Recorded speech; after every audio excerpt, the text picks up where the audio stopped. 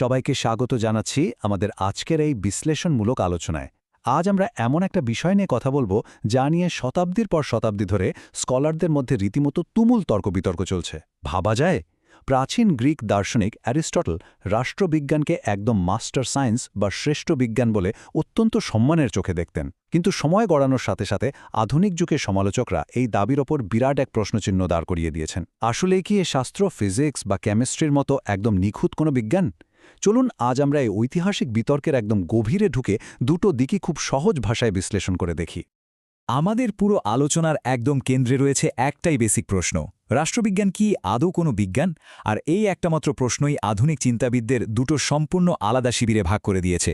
একদিকে আছেন আধুনিক যুগের আচরণবাদী রাষ্ট্রবিজ্ঞানীরা, যারা মানুষের বাস্তব আচরণের ডেটা অ্যানালিসিস করে একে পুরোপুরি বিজ্ঞান হিসেবে প্রমাণ করতে চান। আবার অন্যদিকে বাকলে বা কোমতের মতো অত্যন্ত প্রভাবশালী চিন্তাবিদরা এই শাস্ত্রকে কোনোভাবেই বিজ্ঞানের কাতারে ফেরতে রাজি নন। তো এই যে এত বড় একটা মতবিরোধ, এটা কিন্তু বেশ গভীর, আর এর পেছনের যুক্তিগুলো বেশ ইন্টারেস্টিং। আচ্ছা, এবার একটু গভীরে যাওয়া যাক।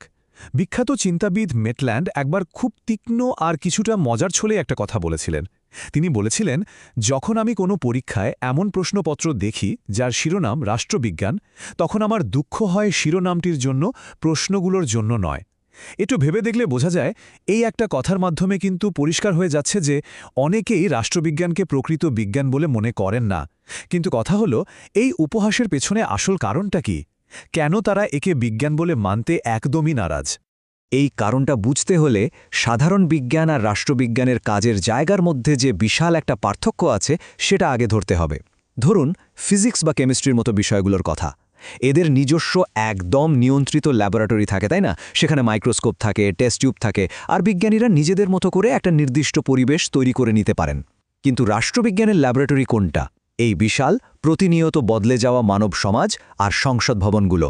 একজন প্রকৃতিবিজ্ঞানী যেমন নিজের ল্যাবের তাপমাত্রা বা পরিবেশ কন্ট্রোল করতে পারেন, একজন রাষ্ট্রবিজ্ঞানী তো আর সেটা পারেন না।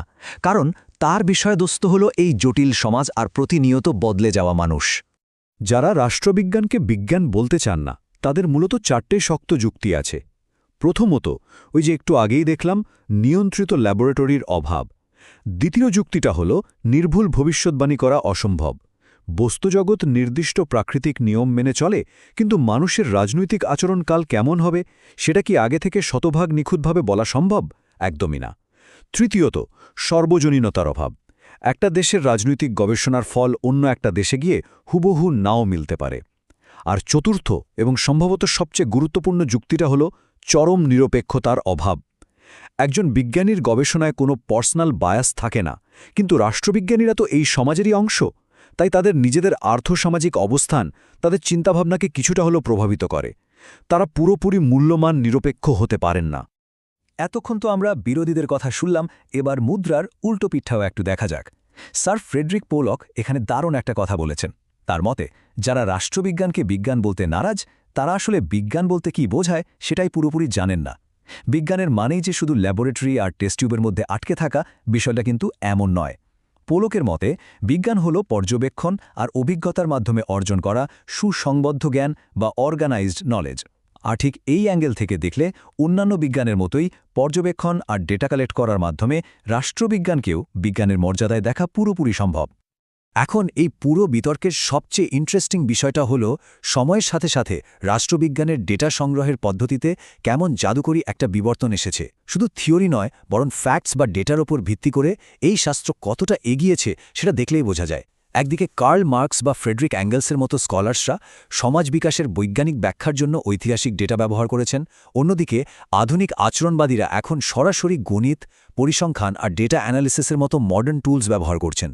আর এই আধুনিক পদ্ধতিগুলো প্রয়োগ করার ফলেই এই শাস্ত্রকে আগের চেয়ে অনেক বেশি নিরপেক্ষ আর বিজ্ঞানসম্মত করে তোলা সম্ভব হয়েছে।